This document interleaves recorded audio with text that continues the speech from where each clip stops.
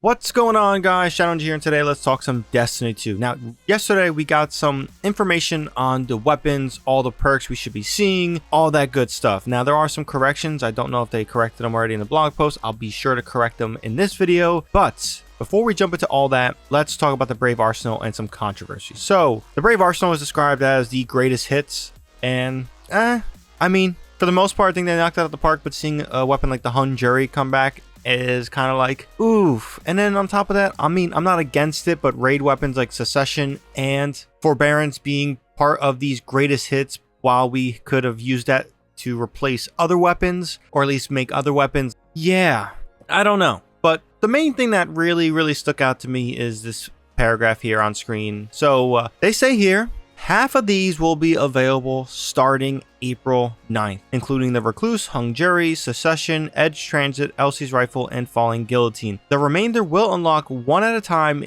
each week through the week of May 21st. The Brave Arsenal weapons will continue to drop from Onslaught after the final shape, but the limited edition variants won't be available after June 3rd, so go get them while you can. Now, I don't mind the slow drip of weapons here, but what makes this completely unacceptable for me is the limited edition variants. Again, these are cosmetics, but these are sometimes things that people who play the game a lot want to get because they look cool and they show pinnacleness and kind of like, you know, they're flashy, you could flex. So time gating these weapons and their limited edition variants and then saying, hey, we're not going to release all the weapons at once is kind of a situation of like, Bungie, you're gonna need to pull this back. Maybe not, you know, everything week to week. Maybe you give a week buffer and then the following week you drop the rest, but you can't. I mean, you cannot have limited edition variants that are tied to RNG drops. You just can't take this shader and throw it on other weapons. They're tied to the drop of that weapon on top of the fact of getting god rolls and all that different stuff. You can't do all that within a 2-week time span and give players that much time for, I guess you could say, the last weapon. So on that end, we need to change this because this is not acceptable and this is very frustrating. Is it the end of the world? Is it going to change how the weapon performs? No, but these are kind of pinnacle chases for players, and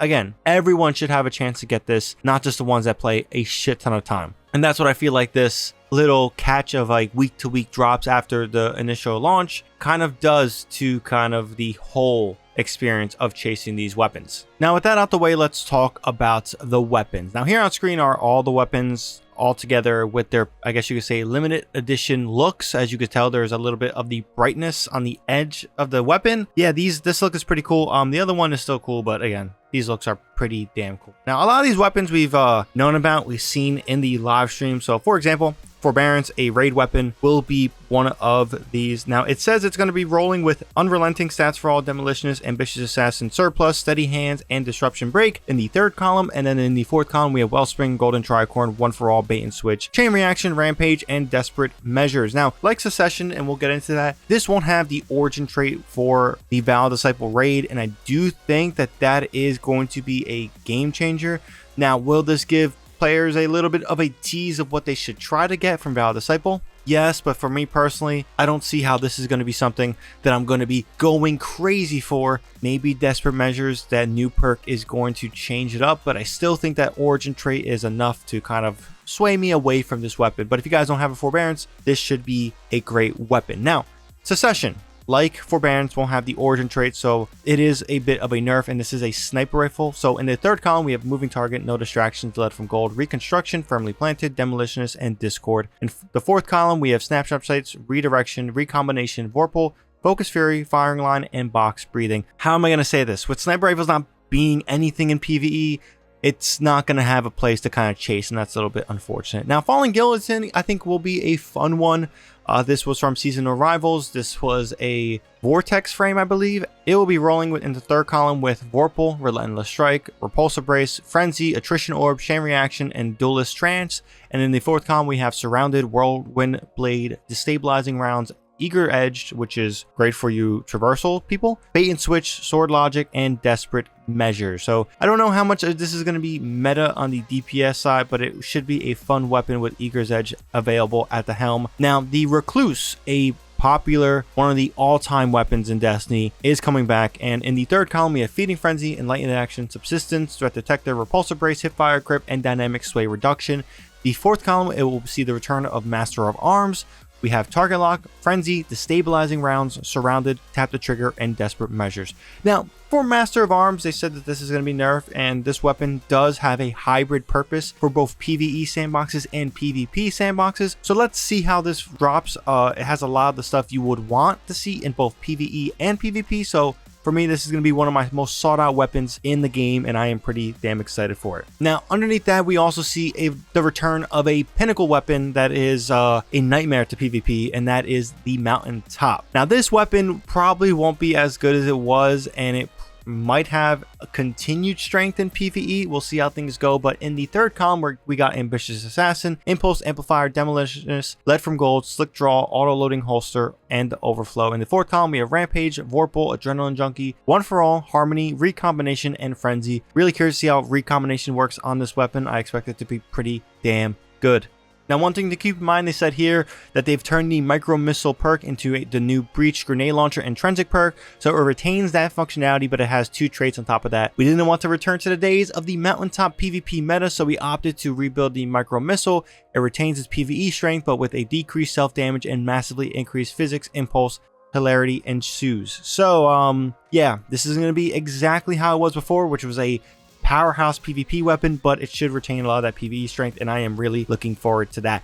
Now, Hammerhead is an interesting one. This is void, so we'll be seeing some familiar perks in the heavy slot. The third column will have Feeding Frenzy, Destabilizing Rounds, Envious Assassin, Rampage, 4 times a Charm, Rerun Rounds, and Under Over. Fourth column will have Surrounded, High Impact Reserves, Target Lock, Onslaught, Killing Tally, Desperate Measures, and Tap the Trigger. I don't know, to be honest, how I feel about another void heavy.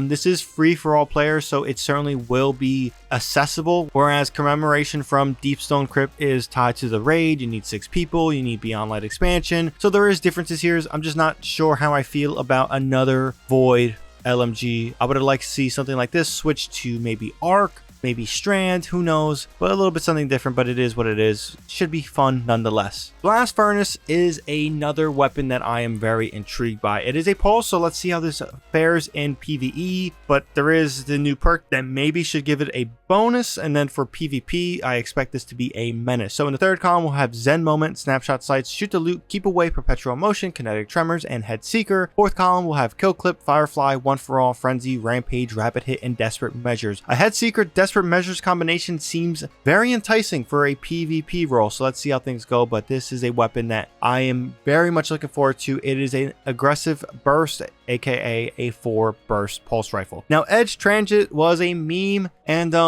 it might come back with some incredible punch, which is hilarious. So the third column will have Chain Reaction, Cascade Point, Impulse Amplifier, Field Prep, Auto Loading Holster, Envious Assassin, and Repulsor Brace. Fourth column will have Frenzy, Destabilizing Rounds, Deconstruct, Adrenaline Junkie, Bait and Switch, Full Core, and Explosive Light. Very excited to see how this comes in and how it operates. Now, one of my more excited weapons will be Luna's Howl, as well as Midnight Coup, but more on that later. So this will be coming back as a 140 instead of a 180, and the perks here will be in the third column: Eye of Storm, Persistence, Discord, Encore, Slide Shot, Enlighten Action, and Heal Clip. And in the fourth column, we have Magnificent Howl, which is the intrinsic perk that came with this weapon back in the day. Kill Clip, Incandescent, Desperate Measures, Opening Shot, Precision Instrument, and Harmony. Really excited to see how this works in both PvE and PvP.